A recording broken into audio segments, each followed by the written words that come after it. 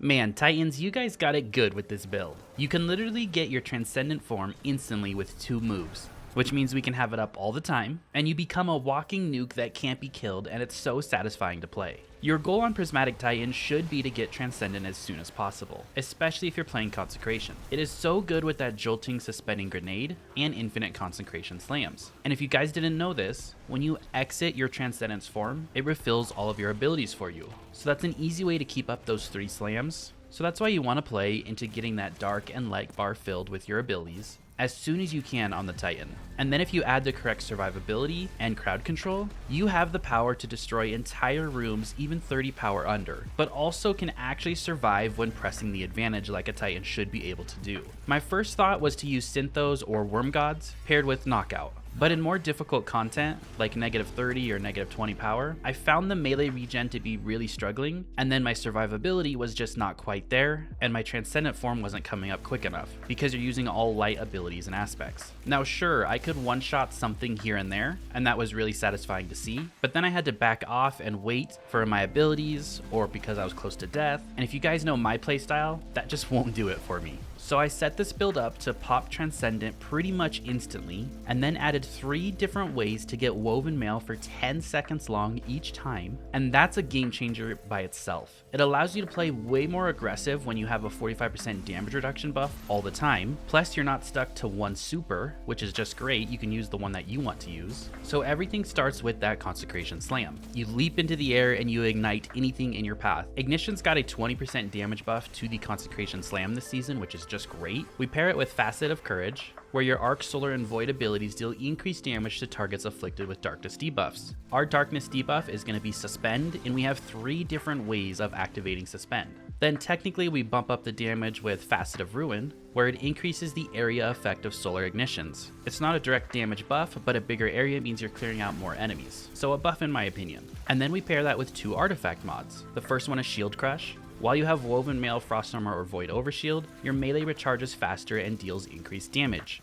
I believe this is a 25% damage boost, and we have Woven Mail up all the frickin' time. And then we also add in Transference, gain increased grenade and melee damage while Transcendent. So we're making that Consecration Slam hit plenty hard even in difficult content that can clear rooms. You're not going to be one-shotting a champion, but you can take them down to half health, because the rest of the way we have the build set up is to survive. And that starts with your grenade. We do take the Shackle Grenade. This is going to suspend enemies in the air for you, crowd control entire rooms, make it easy for you to land Consecration, and we're going to get 10 seconds of Woven Mail when we suspend anything with this Shackle Grenade. And then for your second aspect to pair with Consecration, instead of Knockout, we're taking Dringer's Lash. Activate that Barricade ability to create that ripple moving forward, and it suspends and damages targets in front of it. We also get 6 fragments by using these 2 aspects, which I think is really nice. And then when you're in your Transcendent form, we have the Electrified Snare Grenade. This is throwing that explosive device that has strand matter and arc energy that detonates into a supercharged suspending burst. It suspends everything it touches, and it adds jolt to the effect as well, which can stun overload champions and just take out rooms of enemies.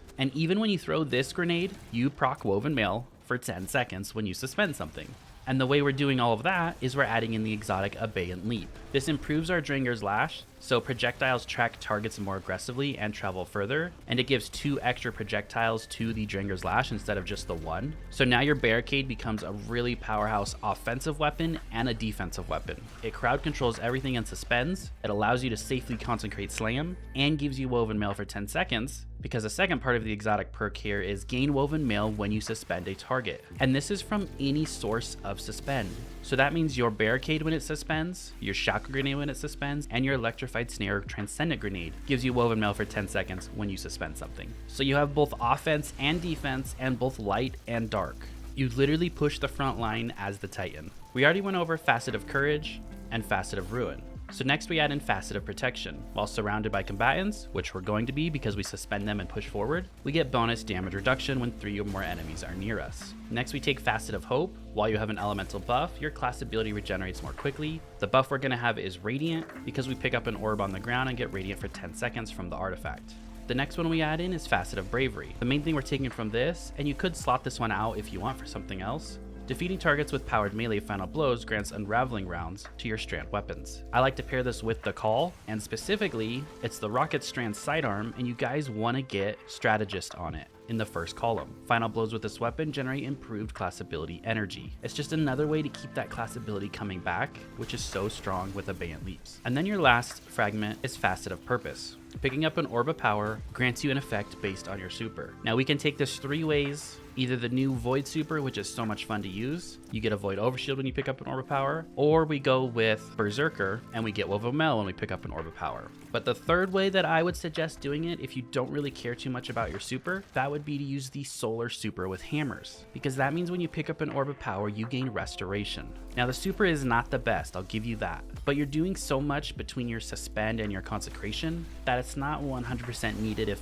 that makes sense. But you have those 3 options. Restoration is my favorite because when you do have Woven Mail and Restoration, because you're going to create an Orb of Power on every melee kill, so you should have it up all the time, you're pretty much unkillable on the Titan. Between all the damage reduction, 100 resilience, Facet of Protection, Woven Mail, and then also adding Restoration for healing on top of that. And that's what makes it so strong on the Solar subclass with Consecration, is the fact that Sunspots and the Healing Grenade grants you Restoration ×1. But if you don't need that healing, which I bet you in a lot of the gameplay I don't even use it because you do have so much damage reduction, then I do like the new Void Super and throwing those axes because it just feels fun and cool. Now for your mods on the build, we want to play into Class Ability and Orbs of Power and Super. So on the helmet, we take double Hands On to gain bonus super energy on those melee final blows, and a Strand Siphon to create Orbs of Power with our Strand weapon. On the gauntlets, 3 heavy-handed. That means every time you use a melee, you can spawn an Orb of Power. Those Orbs of Power play such a big role that you do want to have 3 copies of this on, so when you're in Transcendent and every slam you do, you'll be able to grab the Orb of Power that drops from that. On the chest piece, run your damage reduction mods based on the activity you're doing.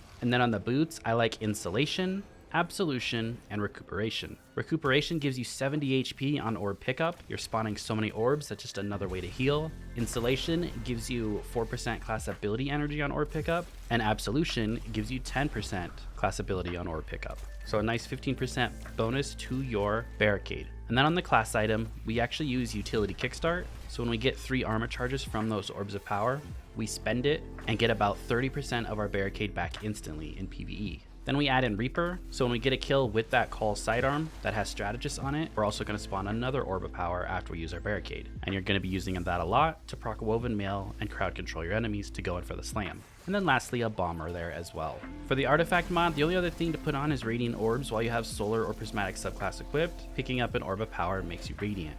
And you pair that with Shield Crush and Transference. I hope you guys enjoyed this video. I believe today the exotic class items are dropping, so I can't wait to get in there, farm those out, see what pairings I can make for you all and share it. Thank you so much for watching, I really appreciate it, and I'll see you all in the next video. Have a great rest of your day.